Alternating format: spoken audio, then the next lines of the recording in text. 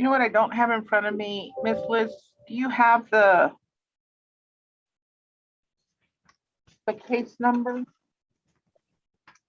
The case number is 239, I believe.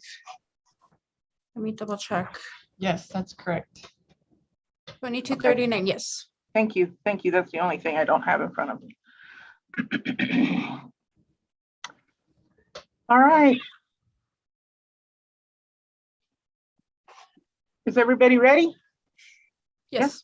All right. I'm going to let the Wait a second. Did my view go all fuzzy? It looks fuzzy to me. Yes, you're blurry. I don't know how to fix that.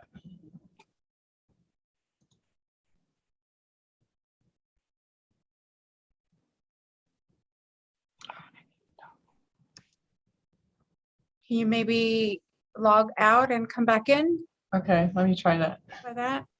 And Sorry, guys. Christina, I don't see the timer. it's there. I see it. You see it? Okay, I don't.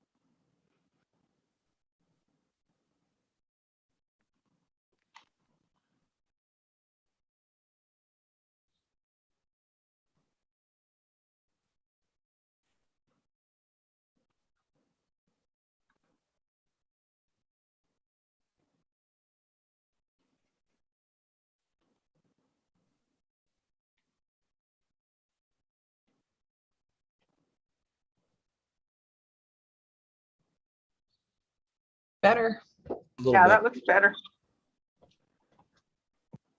All right. Are we ready? Yes. Yes.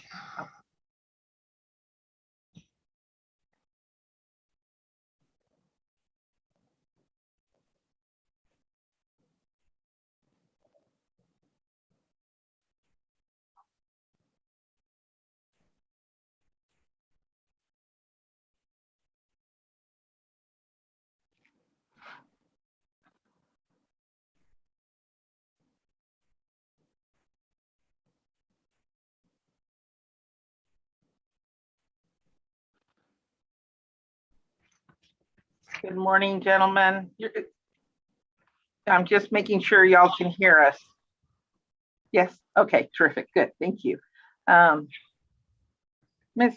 Flores, if you could do announcement for the 8th Court of Appeals, please.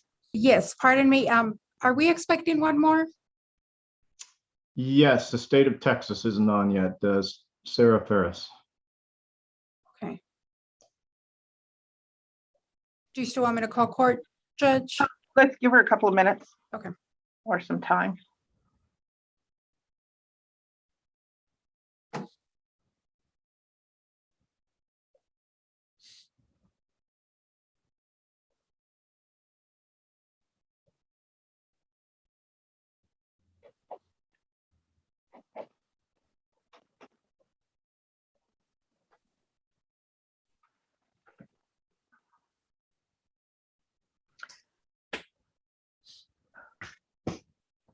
Ms. Flores, do you think you can have maybe Rose call and reach out to her? I know we did a sound check already.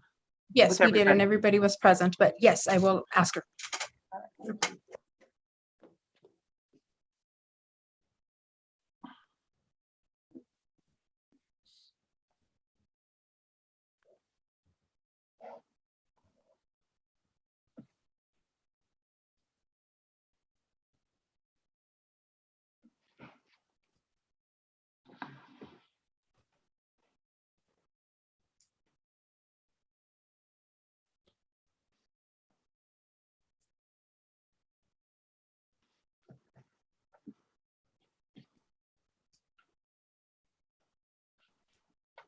I just talked to her. She's getting on. She had a little trouble, but she's getting on. I'm sorry about that. No problem. It happens. technology.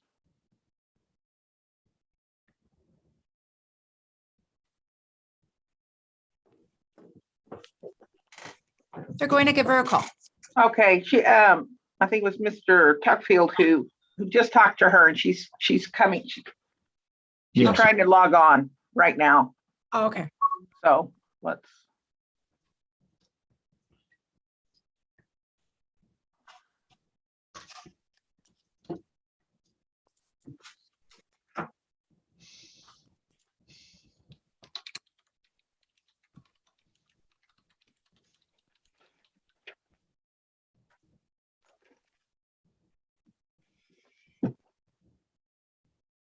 There we go.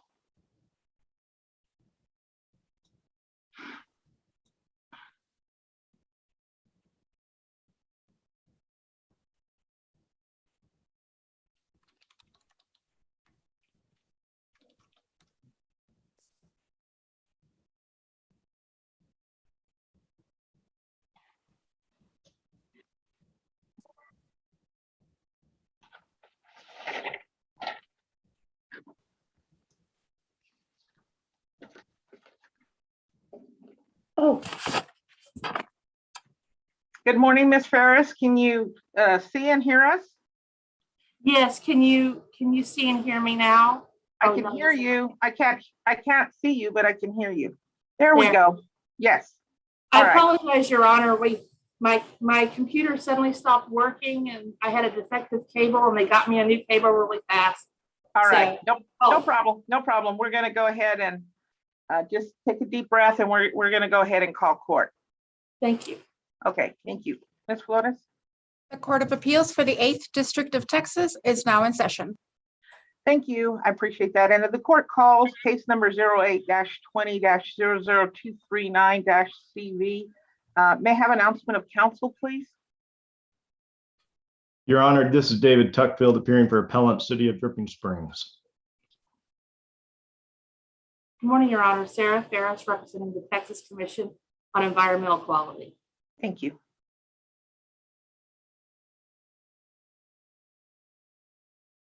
I'm sorry, Mr. Bunch, we can't hear you.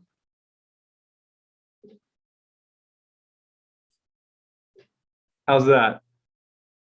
Better. Thank Good morning, Your Honor and the court. I'm Bill Bunch. I'm here on behalf of the APLE Save Our Springs Alliance. Thank you. Good morning. Good morning, Your Honor in court. I'm Eric Allman here on behalf of the Amici Ingleside on the Bay Coastal Watch Association and Hillcrest Residents Association. All right, thank you. I'm going to, I understand, I don't know who, but we're going to have the ability to share the screen. I apologize for the background. Is it only one? Let me just ask you, there's only one individual that needs to publish something to us, is that correct? I think the City of Dripping Springs is planning on doing it. I believe SOS is also planning on doing it. Okay, then let me do that. Okay, so I believe during your argument, you should have the ability to do that. All right. And at this point then, we're ready to proceed. I believe it's Ms. Ferris. Yes, Your Honor. Thank you. May it please the court.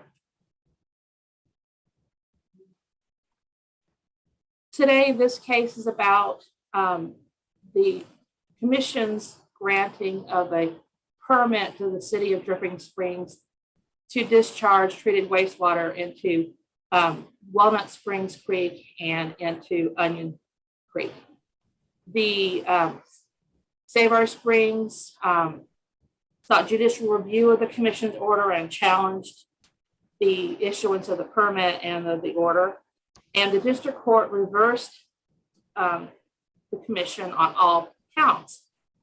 The judgment was actually accompanied by a letter ruling or an opinion letter that informs the court the basis for her judgment.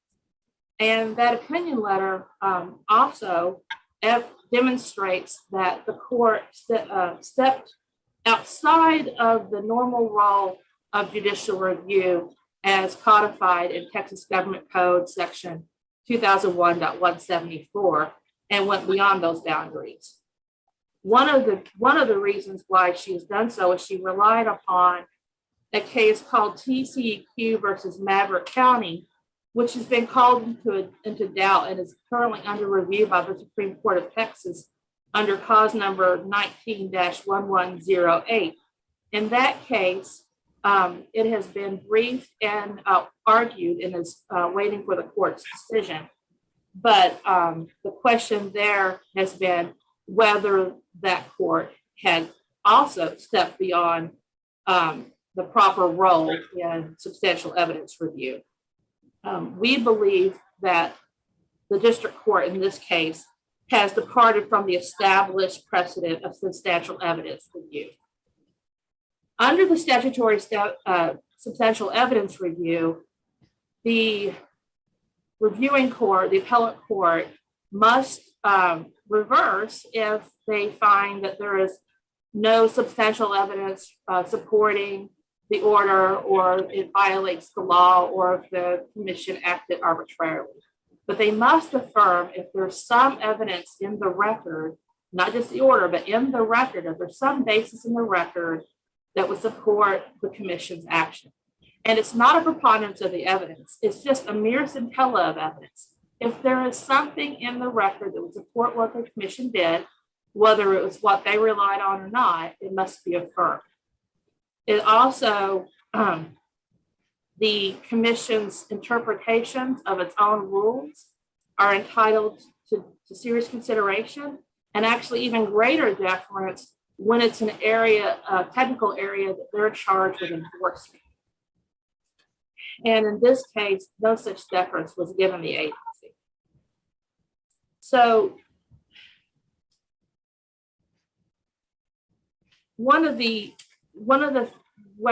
things we see in the letter ruling is that the court stepped into the role of assessing the credibility of the witnesses and the reliability of the evidence. And we see that in particular on pages 9 and 10 of the letter ruling. And when you compare that, for instance, to pages 16 and 17 of the PFD. In particular, the letter ruling states that the ALJ relied heavily on a quotation from the Maybe study, in which increased nutrient enrichment in the water was could have been a benefit to the water quality. However, the district court mischaracterizes how it was used in the PFD. First of all, the Maybe study was put into evidence by SOS. It was not put into evidence by the ED or by the city of Trophic Springs. And Ms. Ferris, can I just, I apologize for interrupting, but this is my question, and I'm consciously, intentionally trying to keep the standard of review in the background as we hear y'all's argument this morning.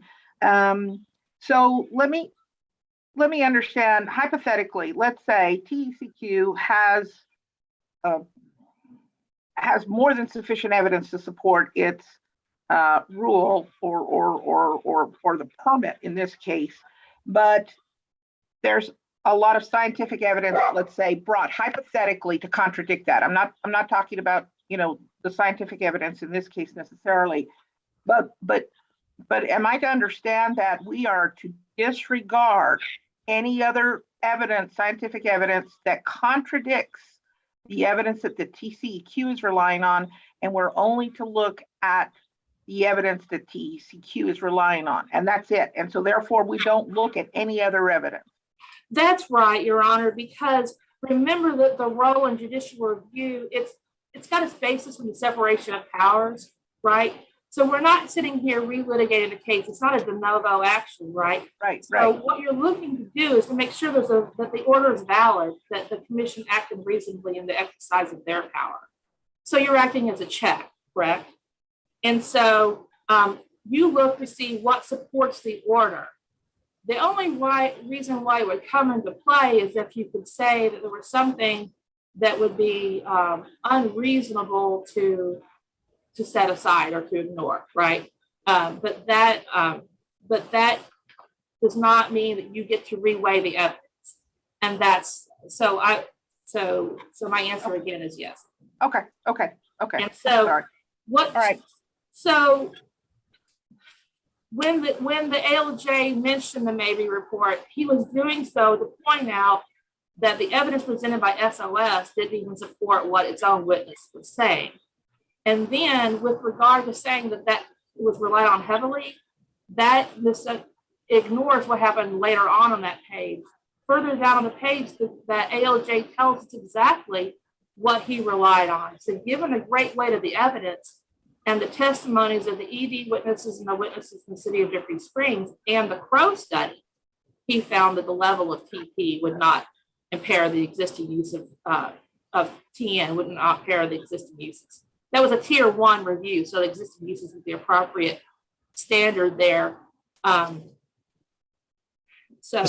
Excuse me, Ms. Harris, if I could take you somewhere else into the district court's opinion. On page 5, there's kind of a recitation of some of the underlying statistics and data. And to start with the flow rate, the district court found the flow rate to be 0.12 cubic feet per second.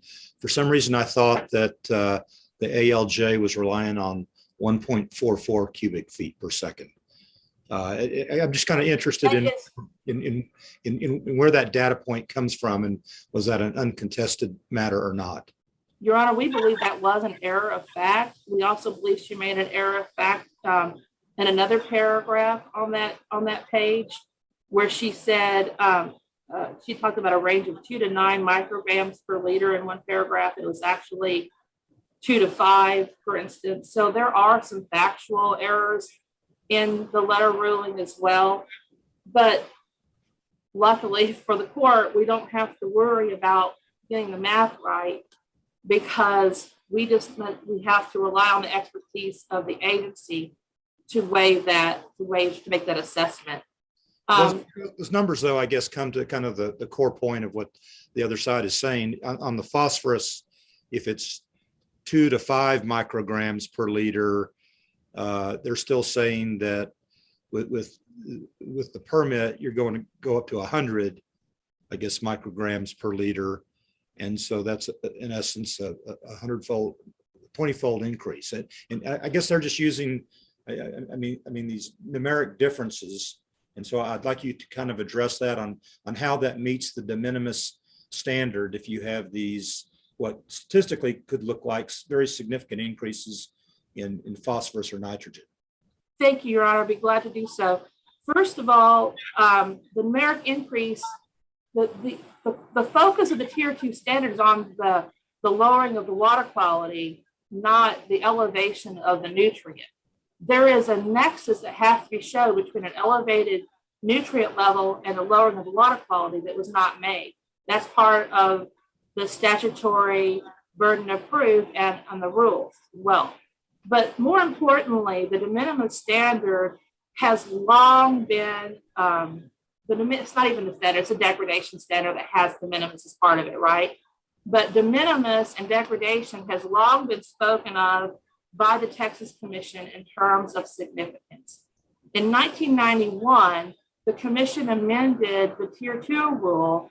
Before 1991, it said significant degradation. After 1991, it just said degradation. And the agency actually explained why. They said that the term significant degradation was changed to degradation since the concept of degradation already implies significance.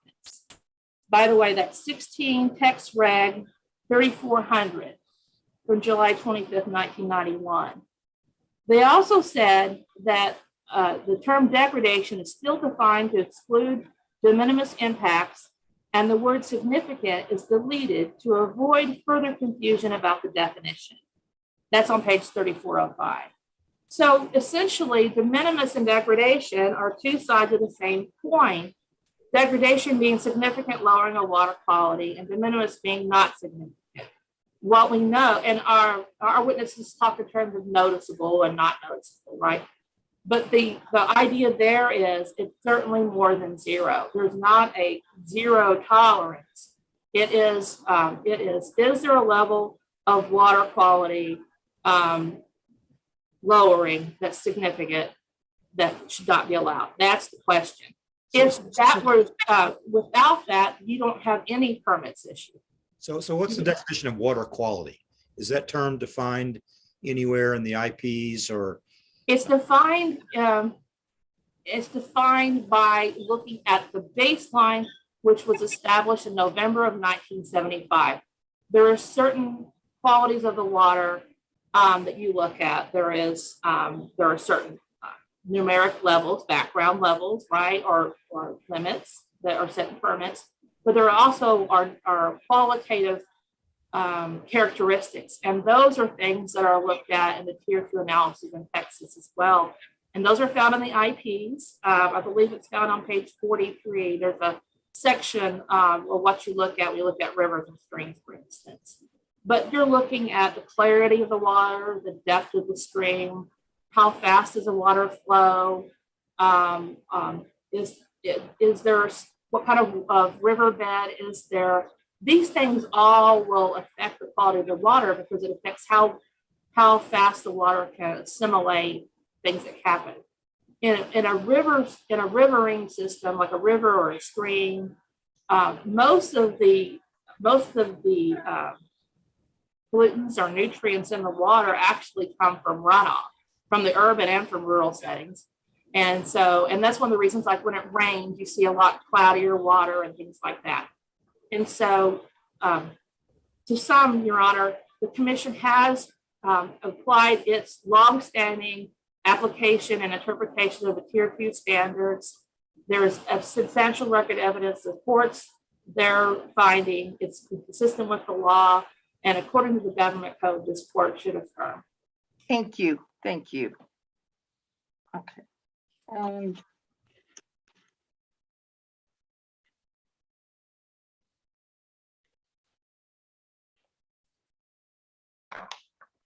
I think, Mr. Tuckfield, you're going to argue on rebuttal? That's correct, Your Honor.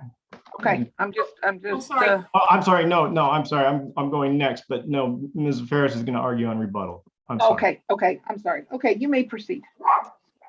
Thank you, Your Honor. I'm sharing the screen. Are you able to see that? Yes. Okay. Just before I begin, let me address just two of the issues that you raised. As far as the standard review, it's pretty clear in Harris County Appraisal District versus Texas Workforce Commission. The Supreme Court said that because agency decisions enjoy a presumption of validity, the party seeking to set aside such a decision has a burden of showing the decision is not supported by more than a scintilla of evidence. And frankly, the question about the flow rates is interesting because if you look at what the district court did, and again, you're not reviewing the district court decision, you're reviewing the commission decision. But anyway, the district court talked about flow rates. But if you look at pages 9 and pages 13 of the proposal for decision, that's document 162, the administrative law judge, the fact finder in this case, did in fact discuss flow rates and noted that the state used a 1.44, and he explains why the state used that. So there's a scintilla of evidence there. Now could you have decided that if the SOS put on evidence of something else, you should use that flow rate?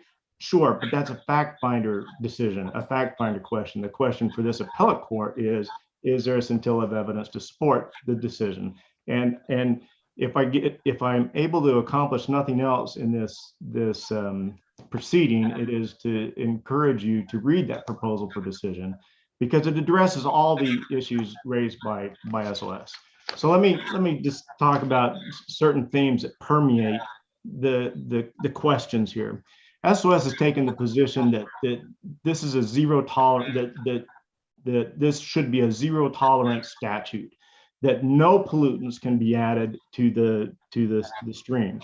Whereas the truth of the matter is, if you look at the anti-degradation rules, we agree there can be no degradation, but degradation is defined as a lowering of water quality by more than a de minimis extent. It's not a zero tolerance situation. And if you look at pages 32 and 33 of SOS's brief, they talk about how you can't add any additional pollutants. That is not the case. It's a de minimis question. And it's a very fact sensitive question, right? And the fact finder down below found that.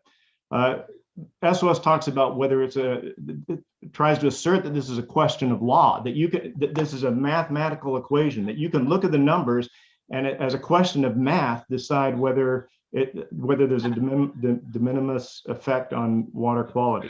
That's not the case. It's a question of fact. These are qualitative standards for the most part. There are some numeric standards, for example, dissolved oxygen, but most of the nutrients that were at issue here were very fact sensitive. You have to look at the size of the discharge, the in-stream dilution, the stream substrate, stream depth, water quality. You can't just pick a number and have a judge decide, oh, well, you exceeded 20 micrograms per liter. Therefore, I'm a judge. I think that's affecting water quality. That's not how it works. This is a very fact sensitive, fact driven case. And as long as there's evidence in the proposal for decision that supports it. The last thing that kind of permeates through all of the arguments here is the credibility of the witnesses, SOS's witnesses. The fact finder, the administrative law judge in this case, found the ED and city's experts to be more compelling and reliable, and said, in contrast, SOS's experts lacked experience on the applicable water quality standards and models used for evaluating the potential impact of wastewater discharges. This is important because this is a fact-sensitive case, and the administrative law judge is the only person through this appellate review who can decide about the credibility of these witnesses. Okay, I think SOS's overall approach is summarized well at page 20 of their brief. They assert that the approved permit allowed increases in pollutants, key pollutants, by orders of magnitudes, thereby you have degradation. But that's not the rule. The rule is in the administrative code at 307.5, and we agree there can't be degradation. We agree with that. But degradation is defined as a lowering of water quality by more than a de minimis extent. What SOS would have you do is just completely eliminate this phrase by more than a de minimis extent, and say that degradation is defined as increases in key pollutants instead of a lowering of water quality. That's not the rule. And so as you go through this, you need to keep in mind what the rule is. And on tier 2, it's degradation, the definition of degradation. The ALJ pointed out that the SOS had proposed an alternative analysis, and they continue to do that on appeal, this alternative analysis, and they do that because their witnesses could not provide any evidence of degradation. So now they're saying, well, it's a simple math problem. All you got to do is show an increase in pollutants, and that's just not the case. Now, SOS talks a lot about trophic status. I'm sure you're going to hear about it in their presentation. And that is, trophic status was a statistical analysis prepared by a guy named Walter Dodds in the early 90s. And he took a bunch of streams, analyzed them, and he divided them into thirds. He could have divided them into eighths. He could have divided them into fourths or half or whatever, but he divided them into thirds and said, I'm going to call this third oligotrophic, this third mesotrophic, this third eutrophic. And you can be at the very top of the oligotrophic phase and at the very bottom of the mesotrophic phase and really have almost no change, no difference, but depending on where you are in that scheme, it was a statistical analysis that he did to help with research, basically. Now, when Dr. Ross was testifying, she's one of SOS's experts, was asked about this trophic status. I asked her, is this a rule or a regulation? She says, no, it's not. You're right, it's not a rule or a regulation. The EPA study talks about these trophic statuses in their 2001 study. And the nutrient criteria they point out in writing, and this is in the record, these criteria are not laws or regulations. They're starting points for the states to create their own water quality standards. Did the state in this case create its own water quality standards? Yes, it did. But when it did so, it did not have any of these stipulated trophic boundary lines that apply to the situation. And so you'll see in their brief, and I imagine they'll talk about it today, a number of charts where they say, look, this permit crossed the trophic boundary line. But you need to understand that what they did was take this chart, the data from our expert, take the underlying data, and they drew this line in. SOS drew this line in. Okay, this isn't a regulatory, it has no regulatory significance. It has no factual significance, this line. This line was an interesting statistical discussion by Dr. Dodds generically, but it has no regulatory or factual significance. It's not used in the EPA approved implementation procedures. So don't get lost in this trophic status discussion. It's such a red herring, and it has no regulatory significance. Counsel, if I could interrupt you on that chart. Sure. Are the other data points though correct? The other data points are correct, yes. Okay, and then what's the horizontal axis? The 99.5, 99? Well, that's kilometers. Okay, all right, thank you. Yeah, and in fact, on the vertical line is really milligrams of chlorophyll A per square meter. They SOS, when they put this line in, they used the wrong measurement here. We talked about that. This is all talked about it, and they acknowledge that, and so I think they meant to change it. But the bottom line is that this line means nothing. I mean, that's the point. Let's talk about phosphorus a little bit. At page 34 of SOS's brief, they say increases in above 20 to 25 micrograms per liter is going to cause degradation. Okay, so they're telling you as judges that you need to look at this and say at 20 micrograms per liter, you have degradation. Now remember, micrograms per liter is 1/1,000,000th of a gram. Okay, you can increase phosphorus by micrograms per liter quite a bit and still not affect water quality. It's like counting angels on the head of a pin. You have 1, 100, or 1,000. Whether you have 1, 100, or 1,000, they're still on the head of a pin. And the question is, does that affect water quality? That's a qualitative analysis that TCQ does through the EPA implementation procedures. Dr. Nallen, according to the administrative law judge, Dr. Nallen, one of SOS's witnesses, continually used this 20 microgram per liter threshold in discussing that limit. But the ALJ, the person who looked at these studies and analyzed these studies, listened to the testimony, said those studies don't support that position. In fact, what happened was the applicant came in and asked for a 0.5 milligram per liter phosphorus limit. TCQ did their analysis, their tier 2 analysis, and said, that's not good enough. You've got to come down. And there's testimony to this effect. She followed the IP, the implementation procedures screening. And as a result of her analysis, she imposed a stricter limit in order to preserve water quality. She imposed a limit of 0.15 instead of the 0.5 requested. And that was all to protect water quality. And that came about as a result of this tier 2 screening. Dissolved oxygen, SOS says, well, you know, there's examples that suggest that a drop of 0.5 milligram per liter is likely more than de minimis. I use those fuzzy words because they are fuzzy. These are examples from the IPs. And the IPs specifically say they do not define degradation, and that it's case specific. In opposition to that, the administrative law judge, the fact finder, said that the city presented compelling, voluminous compelling evidence, and that there are speculations that it might drop to 2 milligrams per liter is unsupported. It's a bare assertion. And even Dr. Ross, one of SOS's experts, testified that the DO limits were acceptable. Nitrogen, just very quickly, Julian Centeno, the permit writer, testified that they imposed a nitrogen limit in this case. SOS conceded that the drinking water standards for nitrogen will not likely be violated. they impose this nitrogen limit despite the fact that they rarely do that. And Julian Centeno's testimony says that. And he says it's exceedingly uncommon to impose a nitrogen limit with TP. Now you'll hear just a couple things from the other side that I want to make clear. As far as notice goes, they have no standing for this. McDaniel's case says that. And more importantly, well, not more importantly, I think that is the key issue here on the notice. But the notice says the discharge point is from a plant site via pipe to Walnut Springs. Everyone knows that the discharge is at Walnut Springs. They're trying to say, no, everyone's confused and it's only right there, but that's not the case.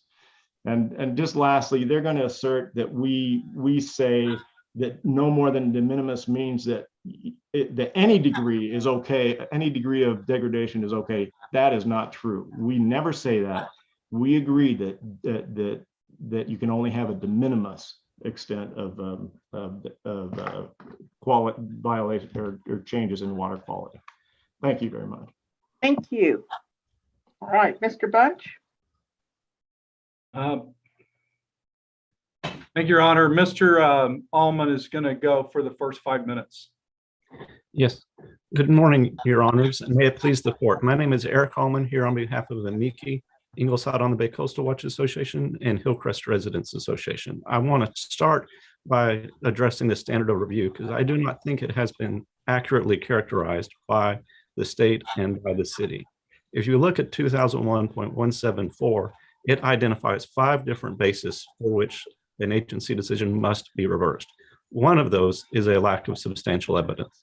Separately identified, for example, is when an agency decision is arbitrary and capricious, which would include a violation of its own rule. Another one is made in violation of statute. As the Texas Supreme Court has said, the arbitrary action of an agency cannot be allowed to stand.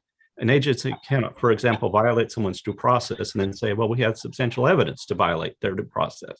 No, you must not act in a manner that's arbitrary and capricious. Now, in this case, we do contend TCQ's decision should be reversed as arbitrary and capricious because it was in violation of its own rules. And we also believe that TCQ's decision should be reversed as in violation of statute. Now, the issue I'm here to address is whether the agency reasonably determined that the discharge was less than a de minimis lowering water quality. For context, it's important. This is not isolated. In the past 20 years, and considering thousands of permits, TCQ has never found that any permit resulted in a greater than de minimis lowering of water quality. It is a conclusion that they simply find a reasoning for in every case.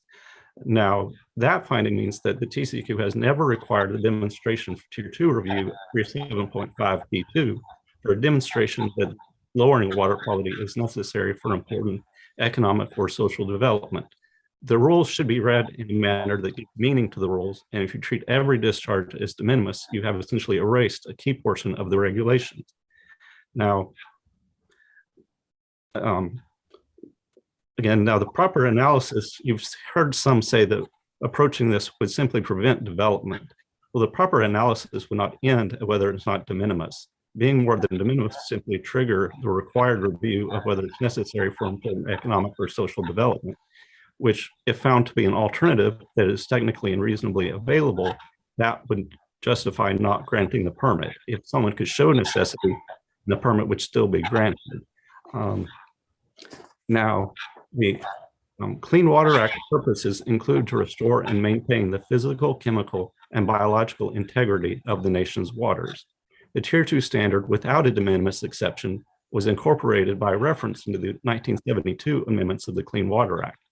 And the EPA standards do not include a de minimis exemption. The de minimis exemption is a creation of the TCQ. It is an attempt by an administrative agency to nullify a portion of a statute. Now, the federal courts have said agencies may establish a significance threshold, but it must be one that is narrow in reach and tightly bounded by the need to show the situation is genuinely de minimis or one of administrative necessity. TCQ has not made that showing here. In fact, TCQ's creation of a de minimis exemption that has no limiting principle and with extraordinary breadth is entirely contrary to the term plain meaning of the term de minimis as used in its regulation.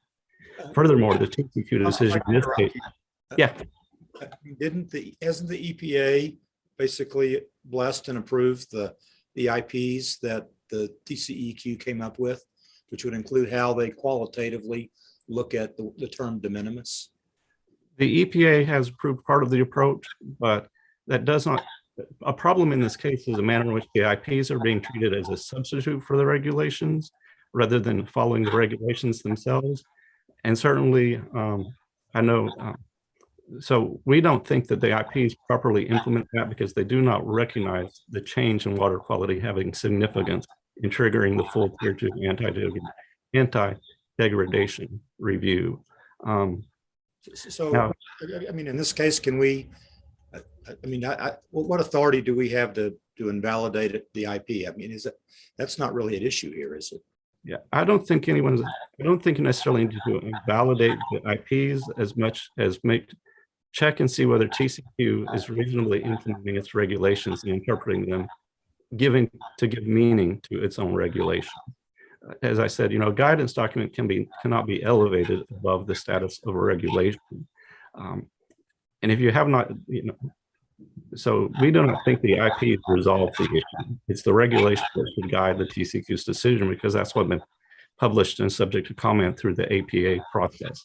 And so for that reason, we think that the adoption of the de minimis exception, contrary to overriding statutes, warrants much less discretion because you're dealing with a separation of powers issue of when you can have administrative agency put aside the requirements of a statute that should govern its requirements. For those reasons, we would ask that you affirm the district court and reverse the TCQ's decision. And now I think you will hear from Mr. Bunch.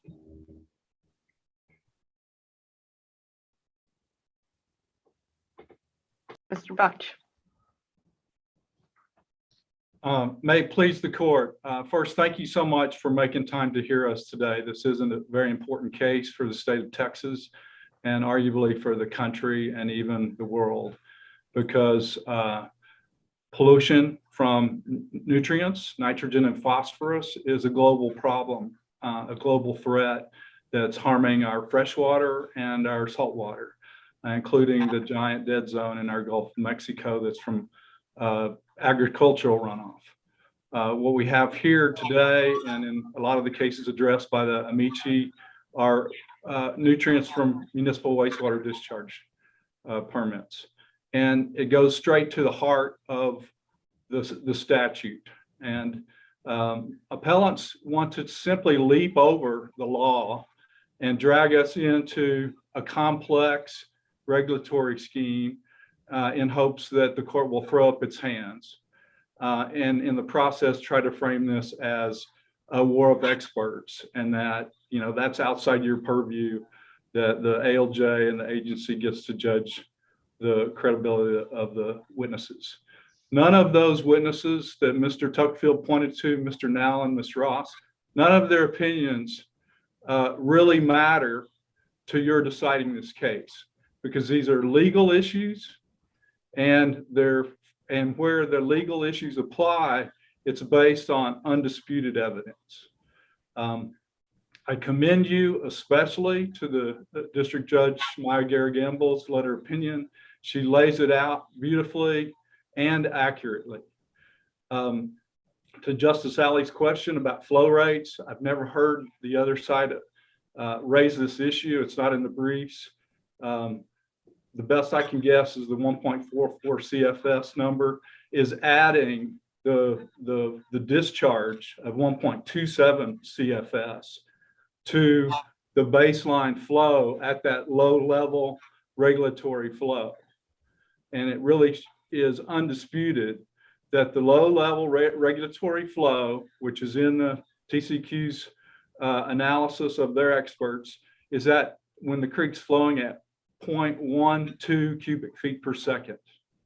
And it's also undisputed that the permit lets them discharge up to 822,500 gallons per day.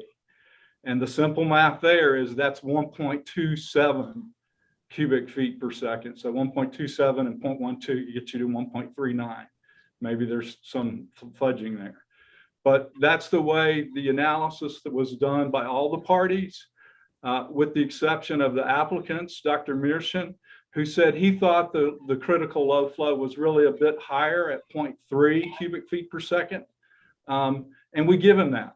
Okay, look at, and that's what the charts show. So the district court's analysis is correct on that point. Mr. Bunch, if I may, I'm going to ask you the same question I asked Ms. Ferris. And, Yes. and can you talk to us for a couple of minutes about the standard of review that we are expected to apply, and how, in your view, should that be applied or defined? Yes, thank you, Your Honor. We have a whole section on the standard of review, which is incorporating the Third Court of Appeals law on that, which is interpreting the substantial evidence rule in the government code. That does apply. They're suggesting that maybe this Supreme Court case of Maverick County that we cite that's on review might change that. I doubt that very seriously. Their focus in that case is the definition of an operator of a plant. It doesn't really apply here. But basically, the agency has an obligation to show reasoned decision-making, that there's facts and logic that connect and make sense, and they're reasonable, and that they have not considered factors that are unlawful to consider, and they have considered all the factors that they're supposed to consider. And the case law is very clear on this. The EPA guidance is clear on this. What that means here, and I'll focus on this tier 2 anti-degradation issue. They had an obligation to say, baseline for these pollutants is this. Make that finding. With the pre-discharge. Once you discharge, then it gets up to here. And that's a finding of fact. And then we look at that difference. And is that difference more than a de minimis lowering of water quality? They never did that analysis. They just wave their arms and say, it's good. Water quality is not lowered. Then the second thing they have to look at is if in that difference from before the discharge to after the discharge, did it cross a line where it begins to impair an existing use? And those are typically the swimmable standard or the fishable standard. And here we're talking about the aquatic life use, the fishable standard. And what we have put into the record is one scientific study after the next that says it crosses that line and goes way above it to where the stream, if this permit is allowed to stand, will have so much nutrient pollution in it that the native aquatic species will disappear and be completely replaced by much more nutrient tolerant fish, invasive fish, carp, etc. So none of that analysis is anywhere to be found in the agency's decision. What we do find is, in fact, the court and the district court found this, and it's laid out in the PFD, that they looked at something completely different and didn't look at what they're required to. On page 9 of Judge Garagamble's opinion, she quotes in the middle, the ALJ concludes that SOS's evidence regarding the impact of the proposed discharge on Onion Creek's assimilative capacity for total nitrogen and total phosphorus is not relevant to the anti-degradation analysis. Well, the appellants want to wave around the IPs and say, we followed the IPs. But the IPs make very clear, you look at nutrients. And to Justice Alley's question, when you look at the IPs and looking at whether you are violating the anti-degradation tier 2 de minimis standard, you go through a checklist. And if you get to that checklist, at the bottom it says you need to have a phosphorus limit on the discharge. But it doesn't then tell you what the discharge, what that limit has to be to prevent de minimis, more than de minimis lowering of water quality. So the IP doesn't answer the question. And you have, as Mr. Allman said, you have to go back to the rule and the statute. And that's where I'd like to go back to the statute. This rule has to be interpreted consistent with the Clean Water Act. And the very first sentence of the Clean Water Act says the purpose of the act, this is our National Water Charter, that is to restore and maintain the chemical, physical, and biological integrity of our nation's waters. The second sentence is you can't discharge anything without a permit. And our goal is to eliminate discharges. And Judge Garagamba points out, now they're saying discharges are good and something that we want. I mean, they've turned the act upside down, as Judge Garagamba observed. If you then, and this is agreed, you have to interpret the TCEQ's anti-degradation standard consistent with EPA rule, because the EPA rule sets a minimum standard. And that EPA rule, which is quoted in our brief, reads very clearly that, and this is for Tier 2, that quality shall be maintained and protected unless there's a finding of special social or economic development needs. Now, it's beyond dispute. Nobody's talking about, they had the opportunity to try to make that case, they didn't. So the operative language is that there's no degradation and that the quality shall be maintained and protected. So this rule is implementing the very core of the Clean Water Act to restore and maintain the chemical, biological, and physical integrity of the water. Now, what they have done, and our brief lays this out, is they've collapsed Tier 1 into Tier 2. And they've said, no, you have to show harm to the aquatic life, this high aquatic life use. And the courts have said over and over, and TCEQ has said over and over, that is simply wrong. You do not have to show harm. And that it's a misinterpretation of the law. We start with the Columbus and Schenck Ohio Supreme Court case in 1992. We then move to, the Kentucky Waterways Alliance versus Johnson case in 2008, which is quoted in the brief, Sixth Circuit Court of Appeals, where they explain in footnote 4 very clearly, assimilative capacity is that distance between where you start and where you get up to causing harm. And you can't consume that difference more than a de minimis amount. And if you look at the evidence in this case, they don't consume not more than a small amount, they consume it all and go way above it if you look at TCEQ's own studies over these years. And again, they didn't look at it because the ALJ said it wasn't even relevant. And those studies are laid out in our brief as well.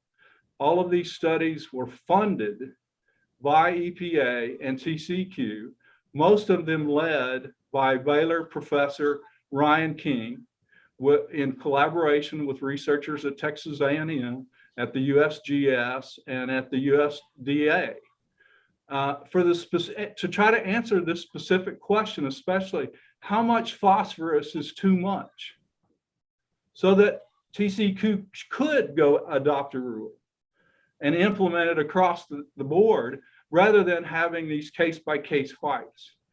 TCEQ's never done that, even though the science, one after the other says you really need to keep that total phosphorus below about 20 to 25 micrograms per liter, or the native species that have evolved for eons in these incredibly low nutrient conditions, crystal clear, high dissolved oxygen waters, are chased out by species that have evolved in this higher nutrient conditions to be more nutrient tolerant.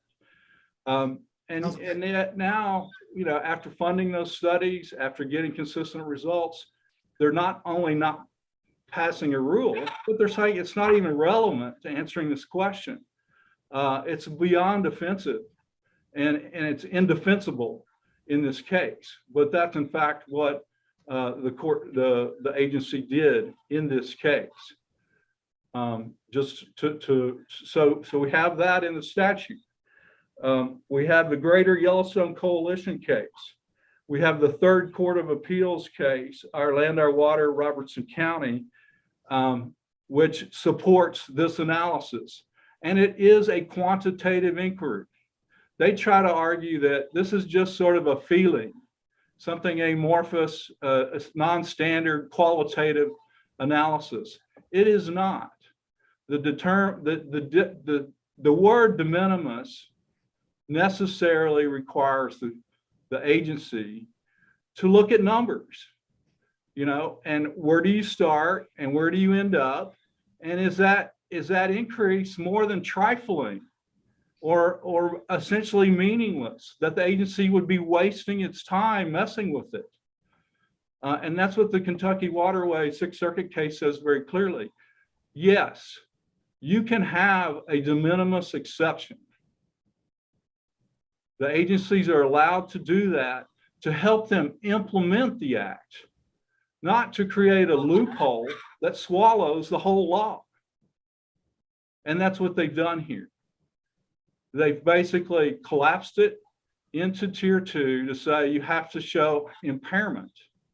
And then when they get to the impairment in this case, they only looked at if the increased algae growth would make it too nasty to swim in, the swimmable standard. They didn't look at, will this harm aquatic life?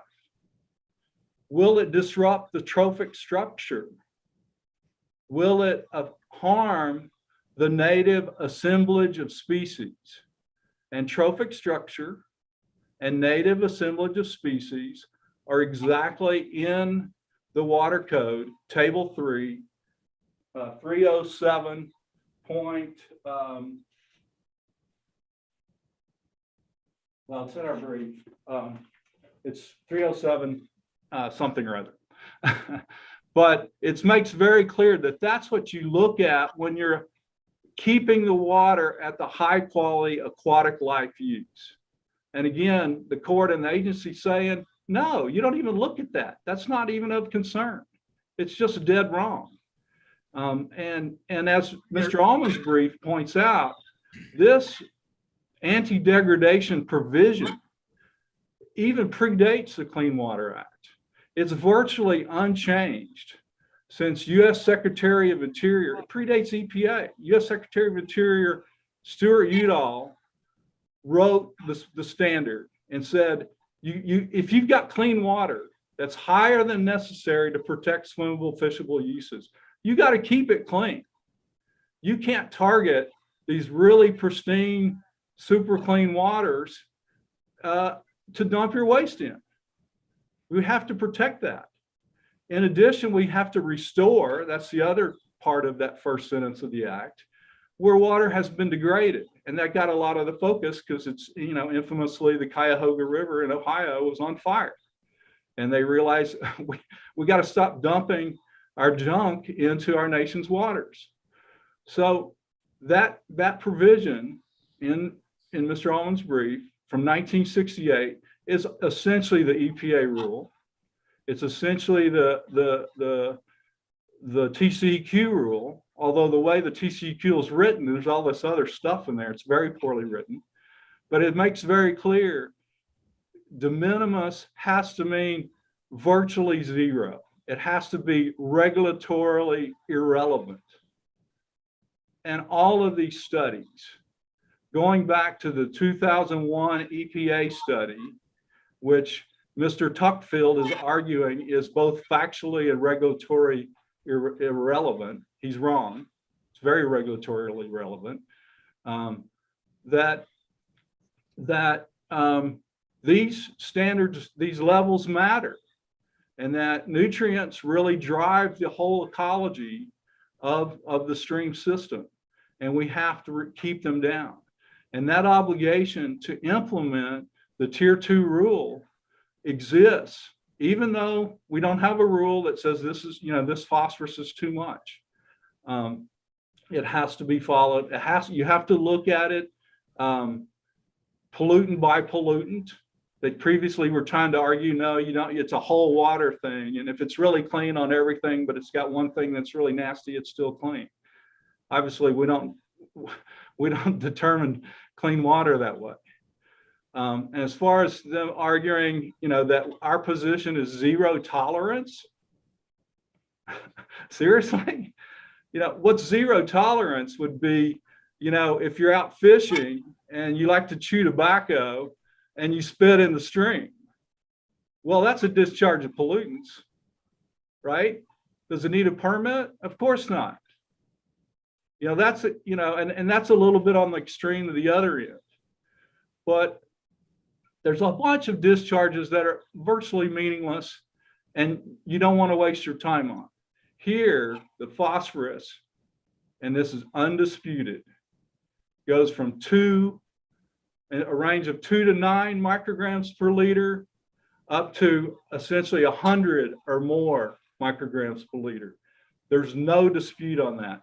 The dissolved oxygen drops 2 whole milligrams per liter, undisputed, down to the very bare minimum to not reach that impairment standard where we do have a rule of impairment. So to say this is de minimis, it's indefensible. It's the same as saying night is day. And that's where Judge Gary Gamble got it 100% right. If you follow these cases, each one of them, there's a little bit different facts, but it's the same scenario where the agency's trying to write tier 2 out of the rule and say, no, you got to show impairment or you can dump as much in there as you want. And that's not what the law is. We ask you to please accept our supplemental brief. I believe that still hasn't been, that's still an open issue for you. We commend you to our initial brief as well. And thank you for your time today. Thank you. Thank you. Rebuttal? Thank you, Your Honor. First, I'll start with rebutting some statements by Mr. Allman. I want to point out that the standard of evidence review that I recited is consistent with the factors that were listed in the substantial evidence rule that he says were separate. They all come down to what I say. They're thoroughly brief. We refer you to our brief on this point. We'd be glad to give you more sites if you need it, but they're all from the Third Court of Appeals. They're all consistent. With regard to Counsel, excuse me. Yes. Thank you for taking my question. I saw, I think, 8 TCEQ cases up in front of the Supreme Court right now on one issue or another. And then you've been talking about the Maverick County case. Well, what precise issue is up in Maverick County or any of these other cases that would impact this case specifically? Those Republicans are the Maverick County case. While it does involve the question of operator, as one of the other counsel says, the question also presented within that question is whether the court did step outside of its authority under, or what its role is under substantial evidence review. It was one of the points of errors. I don't know why he said it's only about what operator means. So I will refer the court to that case and the briefings that are posted online for your own reference, but there is an issue there. What's not an issue is that the commission must follow the rules. Or it would be a violation of substantial evidence. There would be a reason to reverse. The commission must act reasonably. It must have record evidence to support what it does. It must not violate its own rules or the statutes. We understand that it must not act arbitrarily. Everything that I said is true. There must be a valid reason, justification for what they did, and that exists in this case, and they should be affirmed. Regarding the significance, regarding this de minimis and this idea that somehow we've created this de minimis idea that's of extraordinary breadth and it's a new thing, it's not. This is the Texas significant standard. The EPA is well aware of it. The EPA has actually called it the Texas significant standard. There's two places where at least two places, if not more, the commission that the EPA recognizes that. First, in the record, there is an EPA letter withdrawing their objections to the permit. And on page 2 of the letter, the EPA, in the question that had to get resolved, had said EPA recognizes that some states, including Texas, have chosen to target their anti-degradation efforts by defining a significance threshold above which the effects on water quality require a finding of necessity and social economic importance. Significance threshold. That's our beyond a de minimis amount standard. And again, that's exactly how Texas has applied it. We know that de minimis is more than 0 because in the water quality handbook that's in, I believe, SOS's appendix and probably part of mine, they have an updated information that refers to a tier 2 memo from 2005. And that EPA memo says the intent of tier 2 protection is to maintain and protect high quality water and not to allow for any degradation beyond a de minimis level without having made that demonstration, right? So beyond a de minimis means that de minimis is not degradation. And that's exactly how Texas has applied it consistently. There is nothing new under the sun here. We certainly have not created some sort of loophole to allow skirting of tier 2 review. In fact, the de minimis standard in Texas is within the tier 2 review. You're already undergoing a tier 2 review because Texas has taken a water body by water body approach, and the regulatory scheme is already set up to where these high quality waters receive this review. They're not being exempted from it like in Maui. In Maui, they're creating an exemption for if you discharge into the groundwater a few hundred yards in the ocean. No one is trying to do that here. The court in Maui have said you could have done the same thing by saying discharge 75 feet above the ocean. And that would be a loophole, and that's not consistent with the rule, with the standards. That's not what's being done here. Can I interrupt you again? Sure.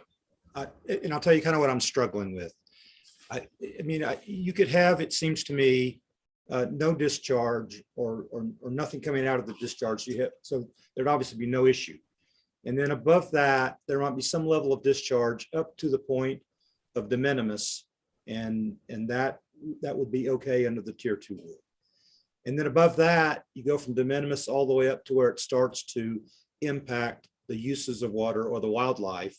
And then obviously, if it did that, then you got a problem with tier 1. So what is it really that defines from the commission's, the TCQ's standpoint, de minimis? Where is that threshold? And then why is this specific discharge below that threshold? Well, that's where we turn to the IPs. And, you know, the IPs are a very important part of the regulatory scheme that was approved by the EPA. In 1998, when the EPA issued its order approving Texas to, and basically TCQ, TNRCC at the time, to run the TPDS program, it answered very specific questions. And one of the questions it answered was about the IPs and the narrative criteria that were included in there for the tier 2, for some of the tier 2 review. And it said, there's plenty of things in the IPs. We're good. I mean, that's just paraphrasing. I'd be glad to give you a cite for that. Here we go. It is 63 Federal Record 51164-01. And the particular question that I was pointing to was question 95. But the IPs set out for the different types of bodies of water, because different bodies of water are affected differently by discharges, right? A lake is a contained body of water. And so things flow through it differently and assimilate differently, right? A river system, a stream, it flows through more quickly, but you also have a lot of runoff in the land. So there's different standards for reservoirs and estuaries and all sorts of things. But the commission set out, there's some numerical criteria required. There are some narrative criteria that are looked at. Those are set out, I believe, for the rivers and streams. It's about page 43, and they list things that they look at. Like, for instance, they look at the riverbed. Is it gravelly? Is there small rocks? Are they big rocks where it can get really slippery and really grow a lot of algae? All sorts of things. And they look at all these different parameters and they do a weight of the evidence assessment. But what's really important to keep in mind, these assessments are reviewed by experts and they look at it, they do their own testing, they do modeling, they run through all these parameters and criteria that are required by the IEPs. And then they do their analysis and they come up with, and they assess what it is. And so when that's accomplished, then a draft permit is issued. All that happened prior to then is then put into the record and by statute is considered a prima facie demonstration that all legal and technical federal and state requirements are met. The statute then sets out what must be demonstrated to overcome that, and it requires evidence that one of the standards was not met. And there's where the wheels come off at SOS's case. They did not establish a nexus between an elevated level of nutrient and lowering of water quality. And by the way, large volumes of water discharge are not presumed to be degradation. And you can find that in the Robertson County, Our Land, Our Lives case that Mr. Bunch just mentioned a minute ago. It said that. I encourage you to look at that case because it also acknowledges that you can have that de minimis lowering. And it says that substantial evidence rule applies here. And that there must be, the question before us again is whether there was some basis in the record for the agency's decision that the proposed discharge is allowable with Texas under Texas anti-degradation rule. And it also expressly rejected a call to construe the de minimis exception narrowly. So the commission has not created some new broad loophole. It has consistently applied its significance approach, and de minimis is not significant. The commission has substantial record evidence. It is consistent with the applicable laws. It's the Texas service quality standards that were approved and by the EPA. They continue to look at it every 2 years. And I thank you for our time. Thank you. This obviously is a very dense subject. You're putting our science backgrounds to the test. But we very much appreciate you participating in this discussion today. It's been very, very helpful. And so the case will be submitted today based on your argument and your briefs and your submission. So I very much appreciate it and thank you so much. Thank you. Thank you, Your Honor.